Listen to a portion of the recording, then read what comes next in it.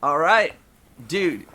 This is the Brotox episode, which, you know what, strangely, I just found out this morning that Brady Botox was an issue, and he copied me, dude. I did mine last Friday, and then he just came out like 4 days ago, and everyone's Dude, he fucking heard that you did it, man, and he rushed to the fucking doctor.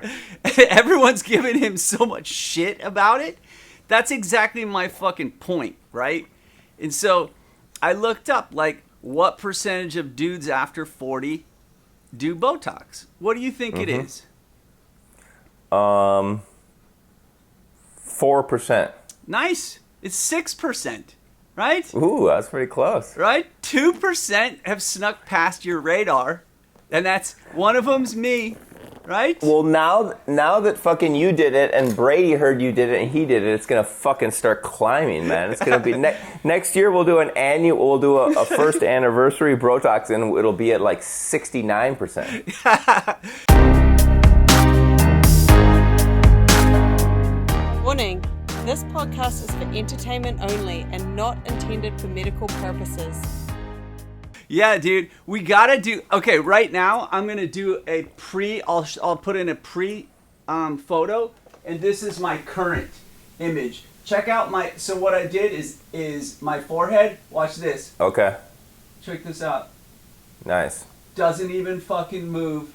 Solid. Yeah. Bling. And check out how bright and wide my eyes are. Surprise! Yeah. It's not because I'm on fucking amphetamines.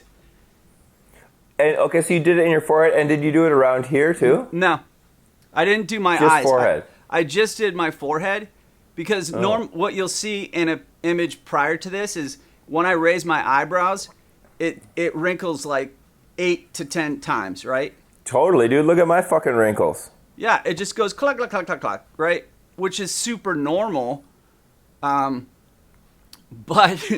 if you have a dermatologist like mine who insisted, she's like, oh my God, you have to do it. By the way, she looks insane. Her face is like one size larger than a normal face, and then kind of cascades into this baboon lips scenario.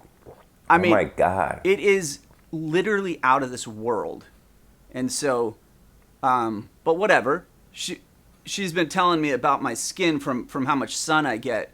She's like, yeah. You have to do something from micro needling to lasers to chemical peels. Like, she's like, oh, this is all the shit you got to do.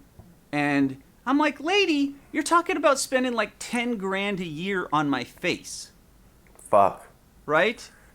So that you can look like a baboon like her. So that I can become like a male baboon.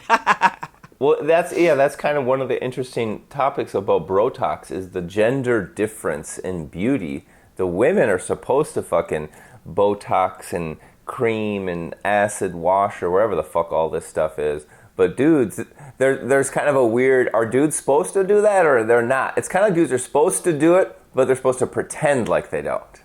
Yeah. Well, because certainly something happens in Hollywood and or in this like celebrity view where the guys just go off the chart, go too far, right? Mm-hmm. And you see it in the classic cases like Harrison Ford or Michael Myers, dude. You remember him from Austin Powers? And all of his incredible roles. He's done tons of like plastic surgery on his face. Yeah, I'm gonna put a clip right here. We'll see. Like, wow. Like, we're just gonna have to add like images of each of these people because that's what kind of gives this whole idea of if dudes do it, it goes too far. Versus like Brady, bro. You see his before and after. It's exactly like mine, right? He just had the same thing, blah, blah, and his eyebrows were like real droopy. And then, now his Botox is all like this. And how long does it last? So it lasts for like 3 or 4 or 5 months, something like that. This is literally the first time I did it, and it's only been a week, and so this isn't even fully affected yet. Oh, it's even going to get more. The effect is going to get better. Yeah, the effect will increase, better or not. Like, but then, in theory, if you like the look, you have to just like get it redone every 4 months or something. Yeah, 3 times a year. Yeah. 3 times a year, you got to go in for. They take a little needle and inject it in your head like 8 times, and then of course everyone else does their eyes. Oh, right. And the amazing part is how much it fucking costs. Oh, right? How much does it cost? Yeah, just to do my forehead was $900. Oh my God. Yes, sir. But that's Wow. that's the highest end that you can pay. Like that's the top. Maybe someone pays more, but like this place to do like your eyes and stuff is $1,600. Holy shit. Yeah.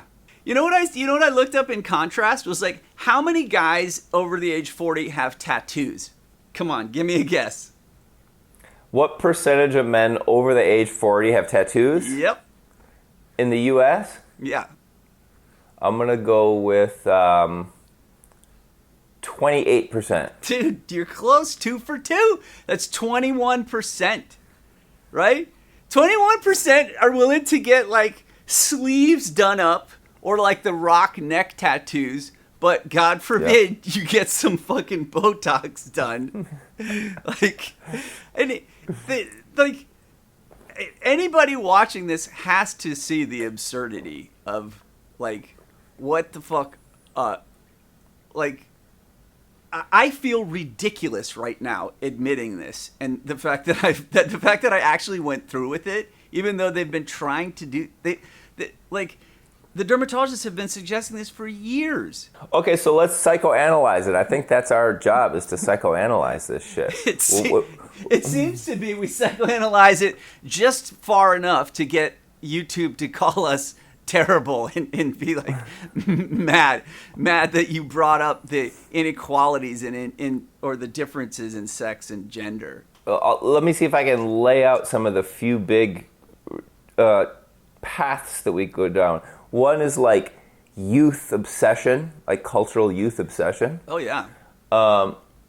One is like self-acceptance, like whether you can love yourself and accept yourself the way you are, you know? Yeah. Versus, and that's kind of related to, I guess it's different, this is a different one, is related to trying to find like acceptance through getting other people to affirm you. So like addiction to affirmation from others, that kind of psychology, that's kind of an interesting one. Oh, those are all great and so relevant. And now that you mention it, I feel super vulnerable. I'm like, oh, wait a second. Hey, this isn't coming from a place of the dermatologists are trying to stop me from having future cancers. This is about my unacceptance of the fact that I'm getting older and no one will love me. And we live in an ageist society that's they're gonna phase me out as I get closer to 50. Totally. But kind of an interesting little fork in the road. Okay, so those ones I was talking about kind of like psychology, self-esteem, self-worth. But then there's an interesting fork in the road where we could go a different way that gets more into evolutionary psychology, which is just about like, from the evolutionary perspective, all apes are trying to like maximize their sexual potential always, all the time. You know, you see those chimpanzees doing those dominance displays. They're just trying to be the most alpha, the most sexually virile. Yeah. And so trying to remain youthful is just like a perfectly normal, natural thing. Do you think that also contributes to this kind of a trend of older guys trying to maximize their muscular appearance? Absolutely, dude. Right? Totally. Like that thing has blasted off, and it's more acceptable now to be like an older dude who does lift weights and works on their nutrition to appear youthful like a dude in their 20s. Absolutely. That's completely what that is about, and I do that shit. And so for some reason culturally that's cool, whereas getting Brotox is not cool. Yeah, not yet, right? It's Yeah, it will be after fucking a year of Tom Brady doing it. like once upon a time, it wasn't that cool for dudes who were grown up to be like shirt off, right? And now we just see this dude who's running to be the president, Bobby Kennedy, who you see him at Venice Beach rocking the rings one-handed. The dude is jacked. I haven't seen that. I want to see that. Oh yeah, that's crazy. How old is that guy? He's super fucking old, dude. I think he's like 73 or something. Dude, that guy literally does one-handed ring to ring.